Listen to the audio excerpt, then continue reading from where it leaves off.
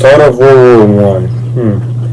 Well, I guess you could say it started all in Austria with the assassination of Archduke Franz Ferdinand.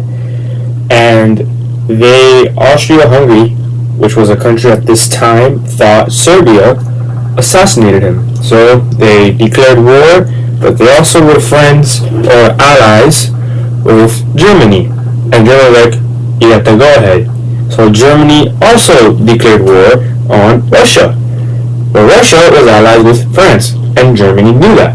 So Germany also declared war on France, but France was also getting nice with Britain. So Germany also declared war on Britain. And World War I starts. It's the Central Powers, which at this time consisted of Germany and Austria-Hungary. And then later on, Bulgaria and the Ottoman Empire would join them. And then you got the Allies, which Russia, Britain, and France. And then later on in the war would be the USA and Italy, unbeknownst. Everything is going well for the Germans, the Austrians, and the Ottoman Empire.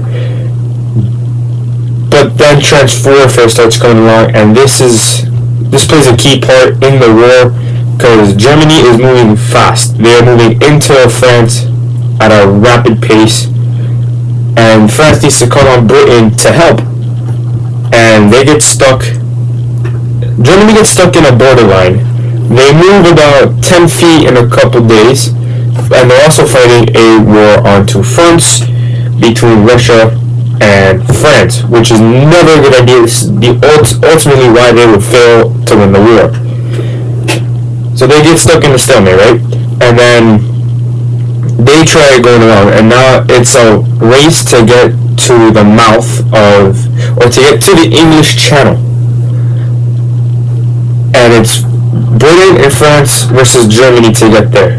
They get there, and they still do trench warfare. And then Britain still had the strongest navy in the world.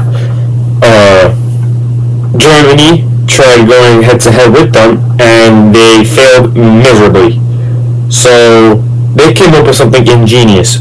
U-boats or submarines. Undetected. Probably one of the most lethal weapons or lethal vehicles in the whole war. You can't see them. Radar wouldn't detect them. And you'd be in a boat, and then next thing you know, your whole fleet just goes down, and you wouldn't know what would cause that. It was scary.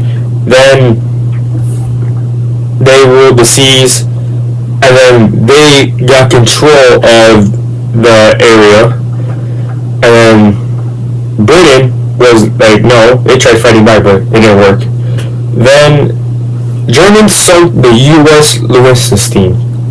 Not sure if that's how you pronounce that, but this kind of made America mad. Told them, alright, you gotta back off, don't sink any commercial or passenger boats.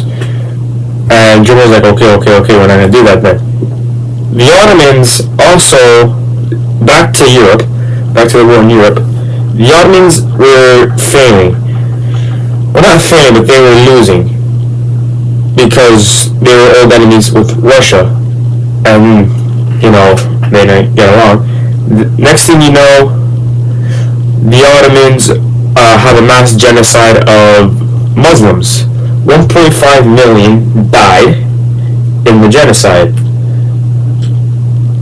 And then everything starts going on at a rapid pace. You start having chemical warfare, you start having gas masks. I mean, this war just went from an assassination to a full-blown, the whole world is at war at this point. You got the British in Africa fighting the Germans in Africa. India at one point, I think, gets involved in it. And then the USA gets involved in it. The way the US got involved was the Zimmerman note. It was intercepted by the British, sent to America. We weren't happy, sent to war, and we helped. We helped a lot. By the end of the war, Russia lost a lot of its land, Germany lost a lot of its land, and this sets up the seed for World War II. And World War II was essentially a fight for land for Germany.